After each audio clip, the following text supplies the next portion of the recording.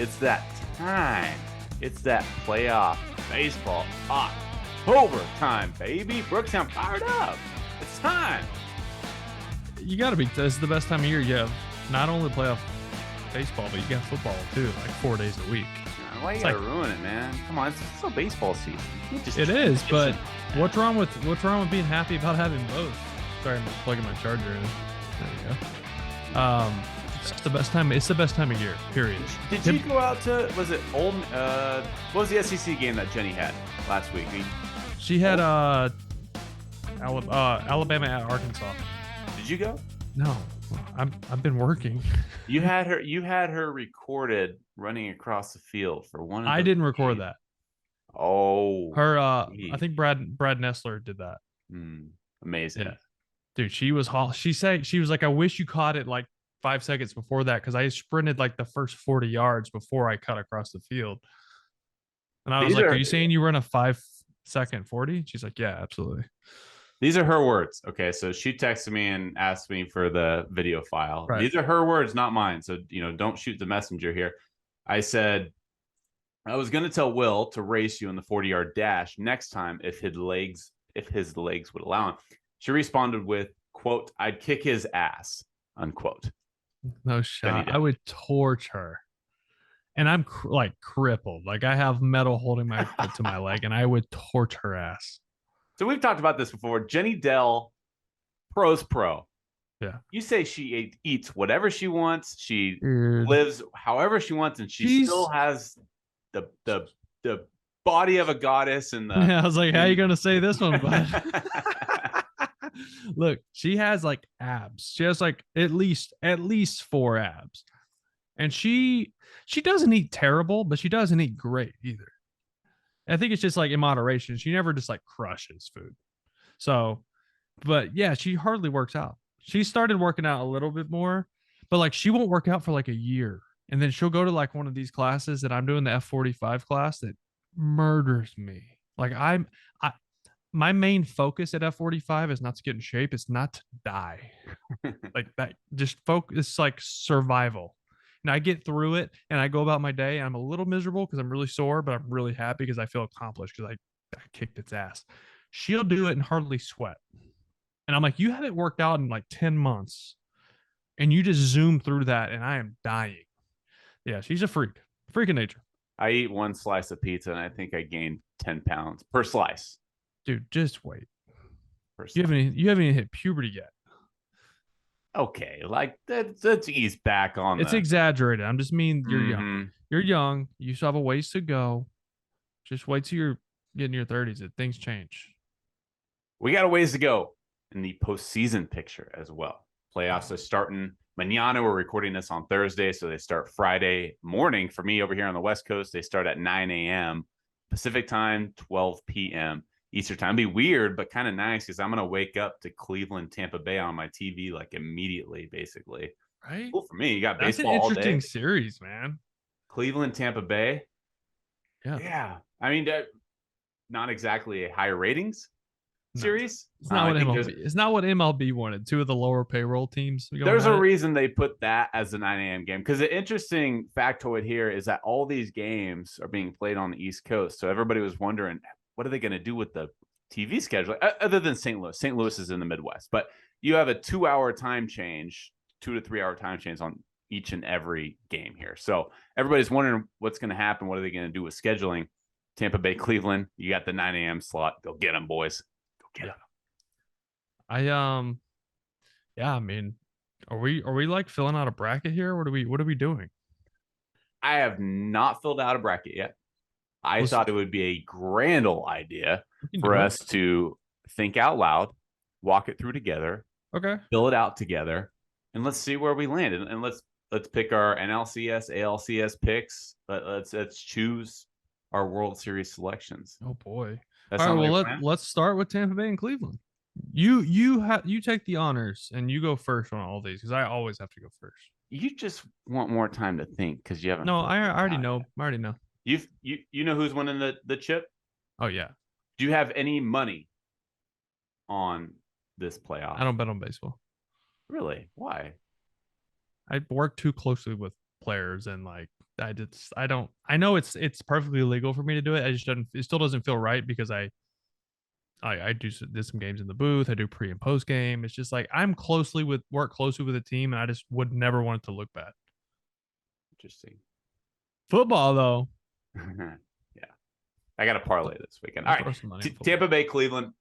I'm going with Tampa Bay. I think Tampa Bay is hitting their stride right now. It's really nothing against Cleveland. Did you watch the last week of baseball they played? I think they're getting healthy at the right time. Okay. Oh, you mean Tyler Glasnow is what you mean? Glasnow, McClanahan is seemingly healthy. I know he doesn't look like Shane McClanahan. Hey, have you seen his splits? First half 10-3 with a 1.7. Second half 2-5 with a 4.2. He's dealing with injuries, brother. I get it, bro. You're preaching to the choir on that, but Wander Franco, yard in the last series, healthy maybe. Okay. I think Tampa Bay's ceiling is better than Cleveland. I think Tampa Bay with a healthy Glasnow gives them an extra leg up as well. Yeah, but what's he going to throw? 4 innings tops? Here's the thing. Cleveland doesn't have the depth that other teams possess. Cleveland's really good against right-handed pitching because they got Ramirez and Naylor in that 3-4 hole. But if you look at Naylor's splits against left-handed pitching, he's hitting about 150 against lefties. They don't have the depth on the bench to compete with some of these other playoff teams. Cleveland's a good team. Their starting rotation's very stout. They don't have the depth. They have a really good bullpen, really good rotation. That plays well in the playoffs. When I was about to say they pitch their ass off. They have the fourth or fifth best bullpen in baseball with like a 3.07 ERA. Like they can pitch, and you know how important the bullpen is. 8 game. All right, you're dragging this on, and I'm picking Cleveland. Okay, and 3.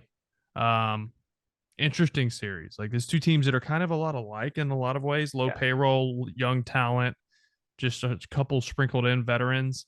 I love how Cleveland plays baseball. They won 92 games with the youngest team in baseball. 26 youngest roster. 26.6 years old is their average age. Interesting. Let's say youngest by like a year, I think. You've been bringing it on the pod lately. You've been bringing the stats, man. Oh, you just wait. I got more, bud. Oh, I got more. Yeah, back to Cleveland and then like Tito Francona. I just think it's cool. By the way, he's manager of the year. I know Brandon Hyde is right there, but I think Tito Francona wins manager of the year. It's probably his last year. That's not like a gift, like give to him because he's retiring, but he won a division that he should not have won with the youngest team in baseball, and he did it. They play baseball different. They play small ball. They hit behind runners. They bunt runners over. They pitch. They play defense. They don't strike out in a league full of. It's an era of striking out, right? And it's 3 outcomes. And I like their starting pitching. Bieber has his last 6 starts, 5-0 with a 2.2 ERA. So he's hot right now. Tristan McKenzie's throwing the ball. I feel like he really turned a corner this year. He's been really good. Cal Quantrill's their 3 guy, but I feel like they can grind out a win if they have to. I think they won 13 of their last 16, something like that. I think you're like this. Since September 10th, I'm digging stuff out of the back of my mind right now. Since September 10th, they have the best record in baseball. Really? 21-5. So they're playing good baseball right now. Now they were playing against a division that had, the White Sox pretty much mailed it in the last month, but I'm going Cleveland 3. Cleveland's favored in game 1. It's going to be Shane Bieber versus Shane McClanahan in Cleveland at Progressive Field. Let's move down. Rasmussen's going game 2, I think. Who's that, Glasnow? Rasmussen. Oh, Rasmussen. So it's not going to be Glasnow in game 2, really? I can't remember. I thought they might be like piggyback them. There's going to be a lot of. If our history tells us anything, especially in these best of 3 series, you might see DeGrom game 1 out of the bowl. You know what I mean? Like you could. We'll get to that. I have a theory with that. Okay, we'll get to that when we get to that until we get to the national. All right, fair enough. Let's move down the bracket. Seattle plays in Toronto. Seattle is the 5 seed. Toronto is the 4 seed in the American League side of things. Roger Center is going to be a rock there in the north. Who you taking? I'll let you have the floor, and then I'll go second. Well, the travel situation for Seattle sucks. No home games, which sucks for T-Mobile and their fans after the 21 years, this and that, blah, blah, blah. Sucks. Should have won more games. You don't like it, play better, right? So that part sucks, but they're young enough. I don't think it's going to hurt them. The Blue Jays are really good. I'm going Seattle though. I'm going Seattle in 3 games. I think Castillo throws a gem in game 1. This is why you traded for him for games like this and games that he's pitched in to get them to this point. So I think ex Blue Jay Robbie Ray, he's going to go game 2. I think he might get hit around a little bit actually by that all those right-handed bats for the Blue Jays. And then game 3, I think we see the rising star Logan Gilbert like get nasty. I think the dream lives on for Seattle. Seattle is built for a postseason run, but they're also limping into the postseason with guys like Gino Suarez, Julio Rodriguez just came off the injured list, but they had the rotation and they have the bullpen. They're pitching and they play catch well too. The lineup's very streaky, and so when you're dealing with injuries to guys like Gino and Julio, and you mentioned this before, that's their engine of their lineup. Right.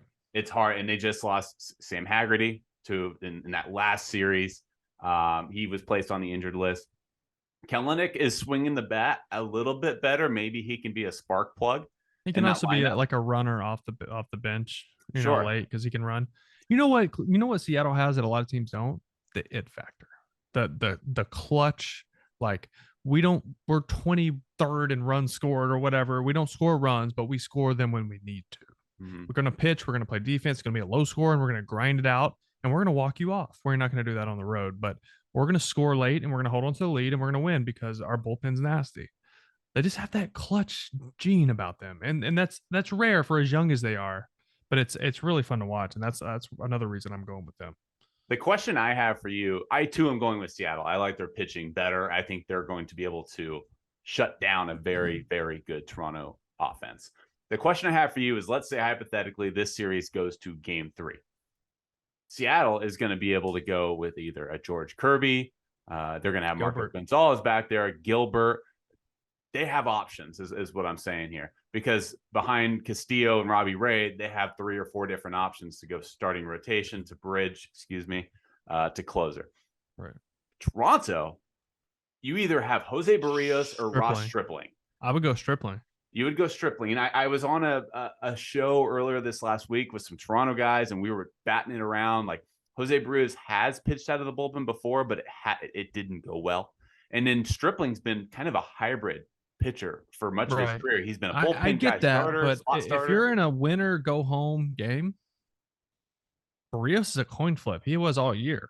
Like he either would go 6 shutout or he would go 2 and give up 7. Like you don't know what you're going to get. Can you really roll the dice there and just like think, okay, it's a playoff game, he's going to turn it on? What would you rather have? Would you rather have a guarantee Ross Stripling? I know I'm probably going to get maybe 4 to 5 innings, 2 earned, 1 earned.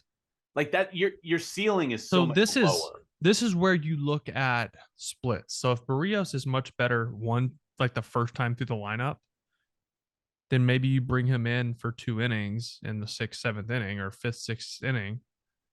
I think that might make more sense because he's a lot better first time through the lineup, and then he gets progressively worse, which most guys do. But compare that to Stripling. Like Barrios stuff is going to be much more explosive out of the bullpen. Mm-hmm. I feel like Stripling's is going to be much more generic.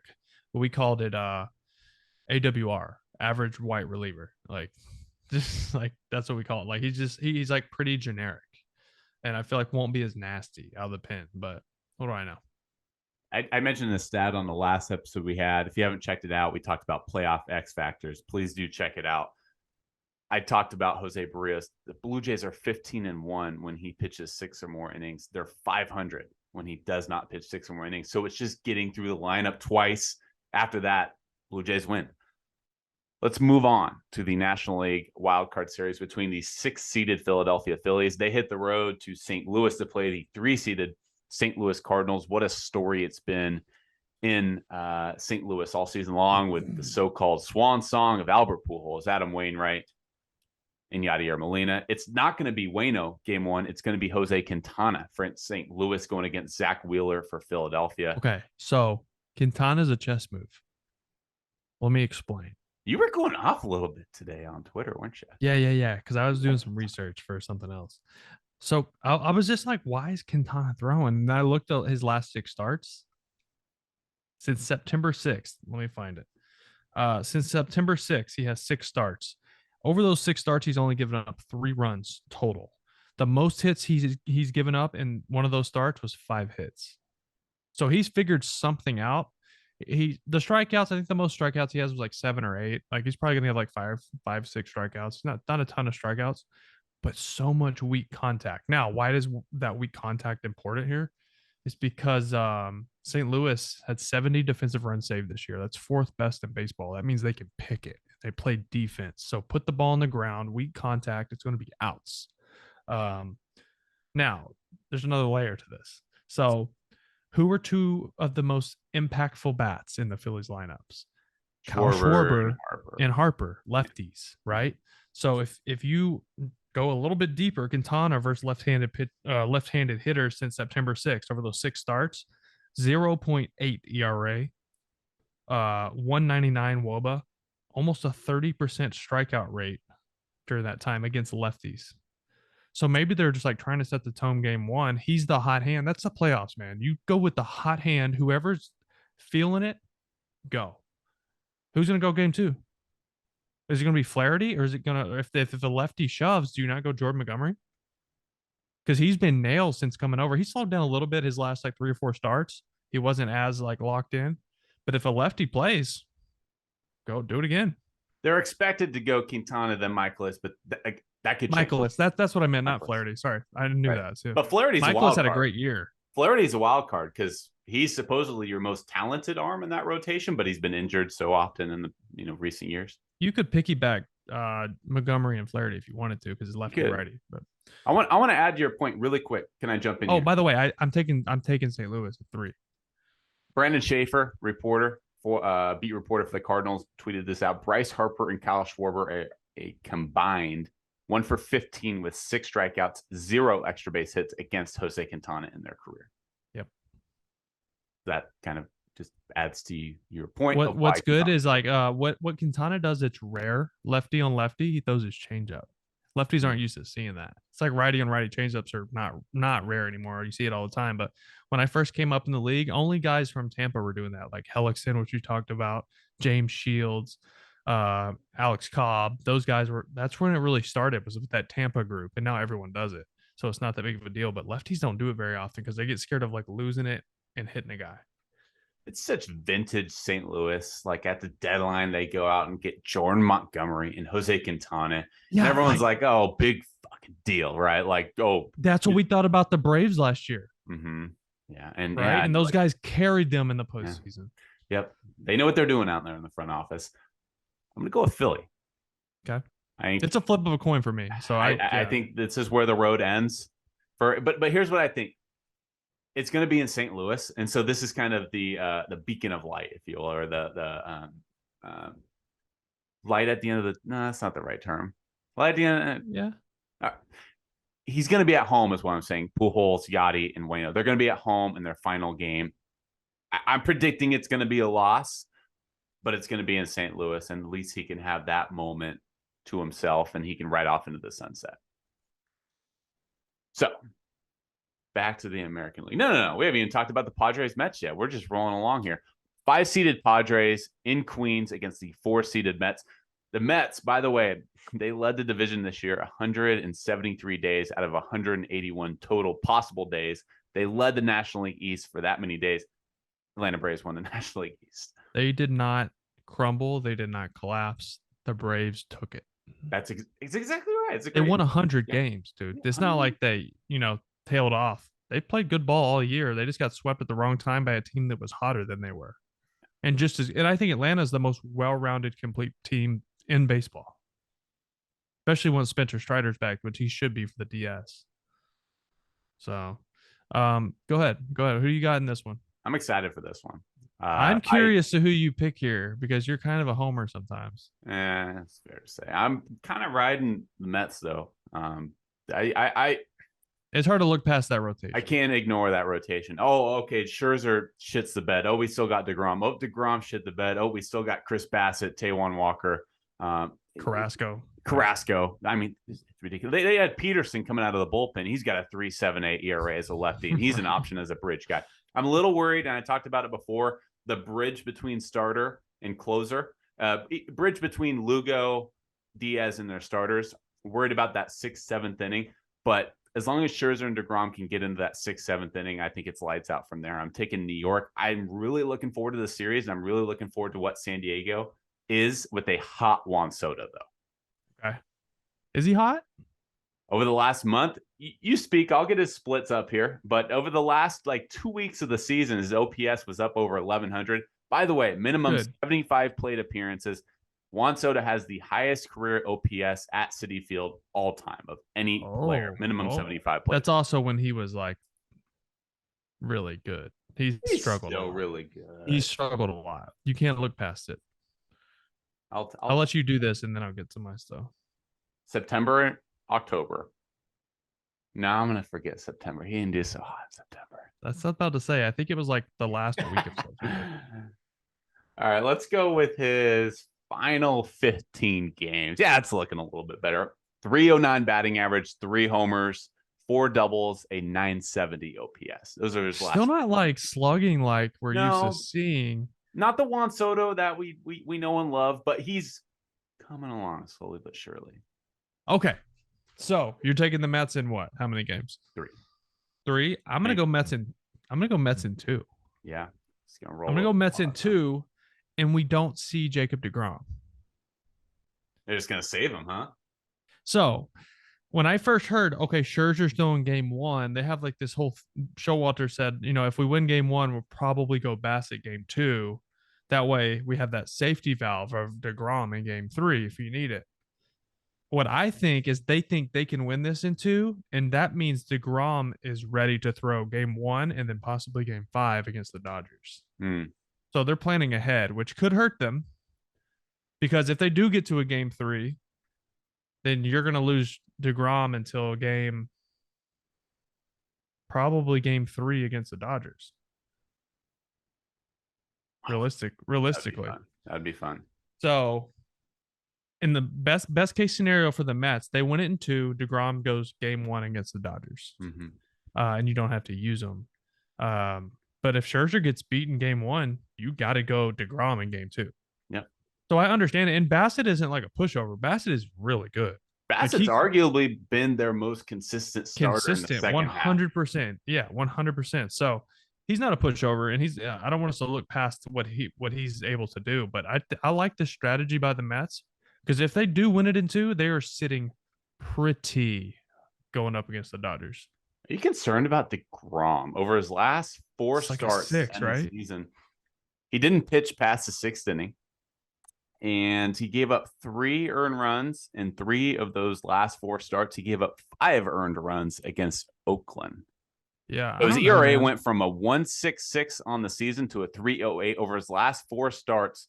He was 1-3 with a 6.00 ERA. Strikeouts are still up, but he's given up homers. He gave up 6 home runs in the last 6 games. See, his velocity was still up, so that made me think maybe he's tipping something. Or he's just missing with location, right? He is missing location, but normally he still beats guys with 99 because of just how the ball comes out of his hand. So I don't know. I mean, 99 is not what 99 used to be. Guys see it all the time now. But I don't know if he's tipping, maybe. I need to watch him more. But I guarantee they're on it trying to figure it out, because that is not normal for him. And I think he kicks it in the gear here in the postseason. Plus, we haven't seen deGrom in the playoffs since 2015. Yeah. It's crazy to think about. But now we haven't seen Harper. They got beat in the World Series. We hadn't seen Bryce Harper, since 2018. I think it was with the Nationals. Is that 18? Yeah, 18. Yeah. This is the Wake and Rake podcast, powered by Swing Juice, swingjuice.com, the official merchandise provider for the Wake and Rake podcast. Let's continue on. You have Cleveland moving on. They would then face the 2-seeded New York Yankees in a best of 5 series for the ALDS series. What say you, Brooksy? Yankees in 4. I think Yankees just overpower them. They big boy them. I don't know how Cleveland feels about going in the Yankee Stadium in that type of environment. I don't love where the Yankees are right now. I feel like their bullpen is kind of in shambles with injuries. I don't love Garrett Cole pitching in big games, which is kind of a disaster considering how much money he makes. I think Severino's going to be good. I think Cortez is going to be good. But who are you handing the ball over to? Aroldis Chapman? Like, he's going to have to be on the roster because of the injuries they've had. Wandy Peralta's dealing with stuff. Clay Holmes just had a cortisone shot. He's been shut down. And they're hoping to have him back by that series. But what version are you going to get? Where's Britton at? Is Britton pitching right now? Britton tried to come back and he had to shut it down. And he's not going to go on the roster. So they have some holes out there. They had the Marancino guy. What's his last name? It's a bullpen guy. He just went down with like a stress fracture in his shin. So, and he's been throwing the ball well. So they're going to be relying on guys like Loizaga, Weissert, the guy with the nasty stuff. But these guys haven't really pitched in big games. I mean, Loizaga did a little bit the last couple of years, but their bullpen has some question marks. But I still think they're better. They can still big boy Cleveland. I think the environment of Yankee Stadium can kind of get to some young guys a little bit in those big situations. So I'm going to go Yankees in 4 with that one. I think their offense carries them in that one. I agree. I think the Yankees move on. I, of course, have the Yankees facing Tampa Bay in that series, not Cleveland. Right. I do worry about how much weight Aaron Judge has put on his shoulders in the second half. And all of a sudden he had the single season home run record. Can I interrupt you on that point before we get past it? I think he goes off. I hope so. Because he's been playing with so much pressure on his shoulders, man. Like the last 2-3 weeks, that's been a lot. And now he should go play ball again and just worry about winning. And it doesn't matter if he hits a home run. It's okay if he hits a line drive single. And that brings his like approach back to what it was, like middle of the field, line drive mentality. So like 80% swings. And that's when he launches. When he's out there trying to hit balls 500 feet or trying to hit home runs, that wasn't for him. That's not who he is, because he doesn't need to do that to hit home runs. So he's going to get back to his regular approach. And I think we see him go off, and he's going to get pitched to more than we've seen. Max Scherzer, in his presser on Thursday, he said it best. He said, pressure is a privilege. 100%. With that being said, pressure over a long period of time can mount. And so I'm a little worried. I'm not saying Judge is going to shit the bed. He's got to be tired too. He played 55 straight, dude. 55 That's what I'm saying, straight. Man. Pressure is a privilege. He got the last day of the season off. But so pressure, this dude's been playing under pressure. Not to mention, when everyone went down, Giancarlo, that entire bullpen, Rizzo went down. Carried him. I mean, that's why he's probably the American League MVP. But that's a lot to put on one guy's shoulders. A lot. Yeah, it is. I'm going to go with New York over Tampa Bay in that series. Little concerned. They really need Giancarlo to be the Giancarlo Stanton MVP form for them to have. He's pretty good in the postseason, though. Yeah, he's been really good. Pretty good in the postseason. You have Seattle moving on. I have Seattle moving on. They would face the 1-seeded Houston Astros. They have not fared well against Houston. Obviously, Houston has dominated the American League West for the last several years, and Seattle has not been able to overcome that hump. Do they overcome it this year? No, they don't. I think they maybe take a game. Maybe like Castillo can like outdo Verlander. Maybe, who knows? But they don't have the depth that Houston has. Houston can leads the world in pitching. Like their bullpen, their rotation, they have depth. Verlander, Fromber, like that's maybe the best 1-2 punch numbers wise. I know DeGrom and Scherzer, but they miss a lot of time with injury. But Verlander and Fromber have been phenomenal this year. McCullers as well. So and you have experience. You have guys who've played in big games before. Look, Seattle can only lean on their pitching so much because Houston's going to score some runs. They are. They're good. They're really good. And Seattle just doesn't score runs, and it's not going to be easy against that pitching. So I just don't see them being able to beat them. I think Seattle's time to compete for a championship will come. It's just not quite here yet, right? They're missing like 2 studs on their offense, I feel like. They're also missing just health, frankly. I mean, Jesse Winker's out. We talked about Haggerty. Julio Rodriguez, I refuse to believe he's at 100%. And he's not. Nobody is at this time of year. Nobody is. But you need a 100% or at least damn near 100% Julio Rodriguez to have a chance. They don't have enough firepower. And against Houston this year, the Seattle Mariners are 7-12. They have not had a winning record against Houston in over a decade, I think it's been. So I too have the Houston Astros moving on. National League LDS. Atlanta Braves versus the St. Louis Cardinals. Who do you have moving on to the LCS? Atlanta's, I said it before, I think they're the best team in baseball. I know the Dodgers have 110 wins. I get that, but the rotational depth, man, like if you have Spencer Strider back, like you have Max Fried, who's proven to be an ace, Kyle Wright with 21 wins. He's turned a corner. And if you look at like Eno Harris on Twitter and those guys, they have the stat called Stuff Plus. I don't know how you calculate it, but Kyle Wright made one of the biggest jumps in his Stuff Plus. We'd have to look up. Maybe you can throw the definition of it on the pod for people to see. But it basically just explains how nasty guys are. And Kyle Wright had I think he had the biggest jump in Stuff Plus this season, from last season to this season. So he figured something out with velocity, movement, location, all that. Who's third? Charlie Morton. I mean, this guy's a big game pitcher. We've seen that in his whole career. And then Spencer Strider is going to win NL Rookie of the Year. So the bullpen depth, I thought the addition of Raisel Iglesias was massive for them to bridge that, 7, 8, 9 inning between AJ Minter. You have him as a lefty. You have Raisel Iglesias to come in and throw a sinker slider at 95. And then you go to Jansen to shut the door, who's still doing it, who just passed Dennis Eckersley on all-time saves list. I think 391 saves. It's like 7th or 8th all-time, I think. Maybe 6th. I don't remember. But they're really good, man. And then they're okay. And I'll keep going. Like their lineup is suffocating. Like their 8-hole hitters, Michael Harris. He's hitting 297 with 19 homers and 20 bags. That's their 8-hole hitter, who's probably going to come in second to Strider for Rookie of the Year in the National League. Mm-hmm. Like this is they're loaded. And guess who's hot again? Matt Olson. Yeah, he is. He's getting hot at the right time. And if Grissom would have been called up a little bit earlier, maybe he's in another National League Rookie of the Year candidate. And right? He's hitting 9-hole, right? Like, yeah, it's the depth of this team. And then you mentioned the minor moves that Alex Anthopoulos made at the deadline. You talked about Raisel Iglesias. Robbie Grossman has been a very solid. Robbie Grossman's been hitting the 9-hole too. He's like a second leadoff batter for them. Right. He just had depth. I don't want to dive too much on Marcell Ozuna, but I don't know how he's still playing baseball right now.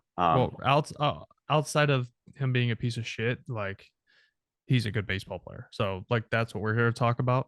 Like judge and jury, all that shit. Like we're not talking about that. Just like we don't talk politics in here. So yeah, he's a piece of shit. I don't mean to digress. Whatever. He's a piece of shit, but he makes them a better baseball team. Kyle Wright, 21-5 this year with a 3.19 ERA. Led Major League Baseball in wins this year. I know wins don't always mean everything. Right. Your offense is pretty good. I get it. Taking Atlanta. I think Philadelphia is better suited for a shorter series, which is why I have them over St. Louis. They have with Wheeler and Nola, like no doubt.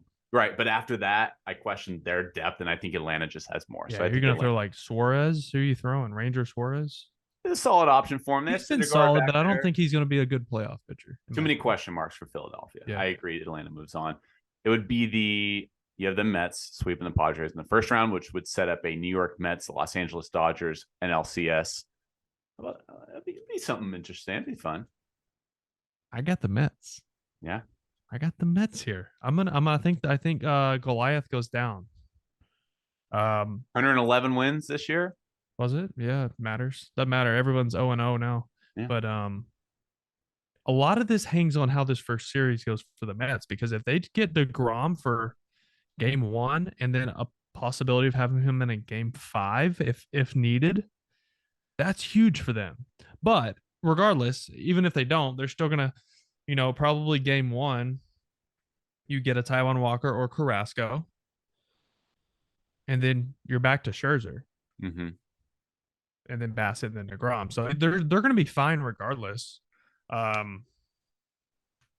need to know. So the Dodgers have more question marks than anybody in the postseason, in my opinion. Which is strange for a right. So Tony Gonsolin, right? Forearm strain, just came off the IL. Like, what are we going to get? You pitch, forearm, it's like, you start worrying about your Tommy John. You start do you have all your feel? Do you have your velocity? If you don't have your velocity, do you have like the sharpness on the bite on your off speed stuff? Split is you're gonna feel. That's probably where the strain came. That's probably where the strain came from in the first place. Which version of postseason Kershaw do you get from the last couple of years, or do you get all the issues he's had the previous years? What else? I mean, what's the rotate? Tyler Anderson started one playoff game in his life. Like, not a lot of. He had a great year. Don't get me wrong. I'm not taking that away from him, but like, there's not a lot of experience there. Their bullpen, Craig Kimbrell, is a coin flip. He's not going to be closing for him. There's no shot. Well, who is? Gratterall and Trinan have been dealing with injuries all year. Yeah. They got Canley back there. I don't know if he's. Canley's coming off Tommy John. I know. So it's like Dustin May. Like, yeah, what? You kick May to the bullpen, maybe. Julio Urias has, but they need him in the starting rotation. He's got to start, dude. Since the All-Star break, he's got like a 1-1. Yeah. No, he has nine earned runs, I think, since the All-Star break. That was before his last start. I think he threw like at the last day of the season, but nobody's going to feel bad for the Dodgers, but they legitimately have nearly an entire starting rotation on the injured list. But they can hit. They can score runs. So if anybody can combat the starting pitching that the Mets have, the Braves, like we saw, and the Dodgers, how do you combat in this day and age? How do you combat elite pitching? Homers, long ball. You're not gonna manufacture runs. You're not gonna string together 3-4 hits an inning against these guys. They're too good. They're not gonna walk you. They're too good. So you got to hit. You got a knock, a walk, and a homer. Right, 3-run homer to win these games. The Braves and the Dodgers can hit the long ball. They can beat you that way. So watch for the home runs to win a lot of these games against elite pitching. That's the only way the Dodgers can do it, if they're hitting home runs, in my opinion, because I don't think they have the depth in their pitching that we're accustomed to seeing. Walker Buehler being out crushes them. Huge. Crushes them. And so I'm going to go Mets. I it could go either way, obviously, but I'm going to go Mets. I think that's fun. It's a fun pick. Interesting. So you would think the Mets, with all their power right-handed hitters, right? Like guys like Starling Marte and Pete Alonso, Francisco Lindor is a switch hitter. You would think they would hit left-handed pitching well. And the Dodgers are left-handed pitching dominant, at least in their rotation. This year, the Mets have the second highest OPS in the National League against right-handed pitchers. Against left-handed pitchers, the Mets are 14th in baseball with a 716 OPS. So they don't hit left-handed pitching as well, which is a bit surprising when you consider what their lineup makeup. For that reason, I think the Dodgers match up well against the Mets. But I go back to my original statement. When you have a tandem of Scherzer and DeGrom, as long as they take care of business round one against the Padres, they will have that tandem plus Bassett, plus Walker, Carrasco. I think it's just too much to handle. I think the Mets are set up for a postseason run. Similarly, the Dodgers are too. I'm rolling with the Mets. They've been my pick for a while. So I'm going with the Mets, NLCS. In the ALCS, you have the Yankees and the Houston Astros, which would be another rematch between those two teams in the American League CS. Who advances to the World Series in the American League? The best team in the American League wins this. It's Houston Astros.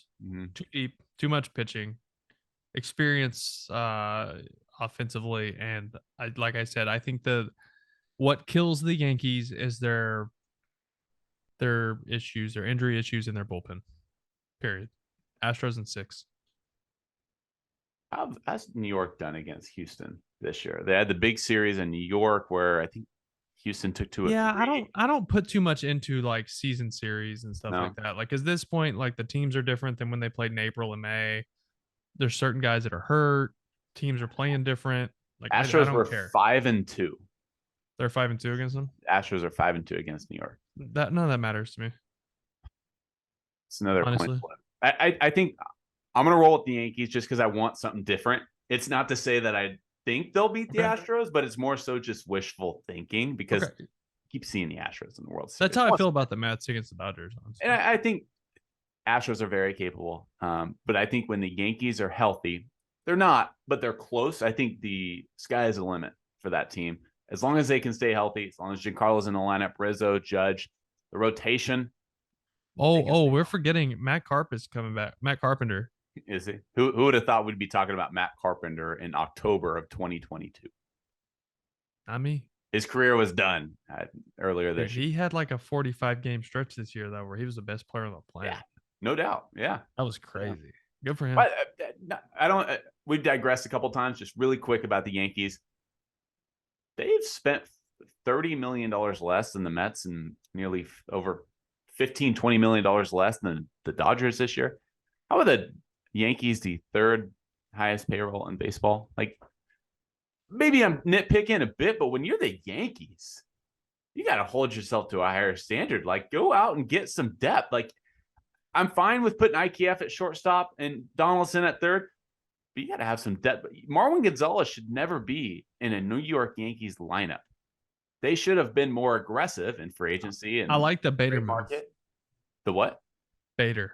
That's fine. It's a minor move and it's a good defensive option, but it's not a minor move. He's a catalyst in that offense, in my opinion. Bader? Harrison Bader? You mean defensively? He can still play, dude. I'm telling you. Well, he can play. He can run the bases well. He's fast. He's like exciting. I'm not saying he's gonna go win an MVP, but I think yes, defensively obviously is where they get the most value out of him. But I think he can still give you enough offensively. He's gonna be better than Aaron Hicks. Yeah. So would you? Is there any chance? Let's not go too far here. Is there any chance Benintendi comes back this season? Doesn't seem like it. Yeah, haven't heard much on that. And he's not going to have any at bats. So it's like, do you throw somebody rusty out there? No, not at all. You also have a rematch in the National League Championship Series between Atlanta and the Dodgers. It would be a 3 straight year rematch between those two teams. They've been exciting in years past. Does things change this year? Last year, the Braves took care of the Dodgers. The year before that, it was Dodgers took care of the Braves. It's Atlanta's year, man. Again. They're just too good. They're too good.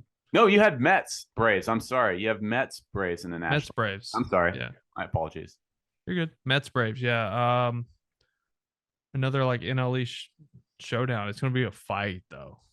It's gonna be a fight. It's gonna be fun to watch, but I don't think anybody's beating the Braves. Dudes are getting drilled in that series. Like, we're getting benches clearing. No, we're not. Yes, we are. Bullshit. No one's getting free base runners in the playoffs. Get the fuck out of here. No shot. We're getting benches clearing on unintentional hit by pitches. That's what I'm saying. I'm not saying they're gunning for people's heads. I'm saying there's zero chance of anyone taking any possible way of getting fined and suspended a game. And in the dugout, if they do drill him, it ain't on purpose. No, it's not on purpose. Right. So then why would you come out of the bullpen, or why would you come out to fight if you know it's not on purpose? Emotions are high in the postseason. Trust me. No one is fighting in the playoffs, especially when you're one series went away from the World Series. You can't cost that. So if someone gets drilled, even Buck Showalter, who hates it because they lead the world in hit by pitches, he knows, man. He's been around forever. Nobody's giving free passes. I don't care if you banged my wife. I'm not hitting you. Like, I'm not hitting you. I don't want to put you on base and cost me another ring. You know what I mean? So. Oh, he got on base. Yeah. You know what I'm saying, though. I'm just saying, like, that you're not giving free bases in the postseason. So you have the Braves taking down the Mets in the LCS. I have the Mets taking down the Braves in the LCS. I have that flipped. Again, I'm rolling with the Mets. I think that rotation. So you're going Subway Series. Yeah. That's fun. Yeah. It's not going to happen. But New York in my World Series, and I had the Mets hoisting the trophy. I could talk like a broken record and tell you Scherzer, DeGrom in that rotation. You've heard it 3 or 4 times by now. I have the Mets hoisting the trophy. They have the 4th best odds to win the World Series as of right now. If you're looking for a bet, not saying I did, not saying I didn't put money on the Mets, but if I did, pretty good odds. I'm taking the Mets 900 series. Yeah. Yeah, I got Atlanta going back to back. Really? Kind of boring. Impressive. Kind of boring. It is boring, but you have Astros Braves in the World Series for a repeat, and you have the exact same result. 7 games. I do. I think those are the 2 best teams, and they're built for the postseason. Last year, the Atlanta Braves had the 12th best record.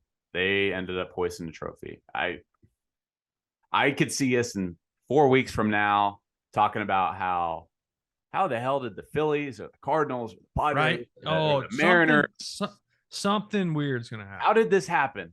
How did we not see? You know what? Hindsight's always 20/20. We're always like, How did we not see that the Mariners were going to win the World Series? It was right in our face. I don't think any of those teams can get to the World Series. I think they can get further than a round or two, but I don't think they're built for a longer series. Once you get to a 7-game series, a 5-game series is going to be tough.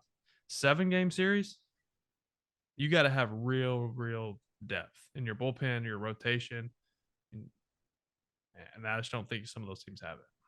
And let's not forget, too, the Atlanta Braves had the 12th best record last year. The second half of the season, I think they had the second best record in the National League behind only the Dodgers. So they were coming in hot. But so are some other teams. So we'll be with you along the way. We're going to go round by round. You heard our World Series picks. You'll probably be tweeting at us in 2 weeks, 3 weeks, hopefully a little bit longer than that we're idiots. We don't know what we're talking about. And that's fine. None of us do. This is the time of year where, like, if you're chalk on your picks, people will yell at you. But then if you don't pick the best teams, people are going to yell at you. So it's like, whatever. No one knows. No one knows. And that's the beauty of it. That's the beauty of this game. That's right. Yeah. Enjoy the postseason.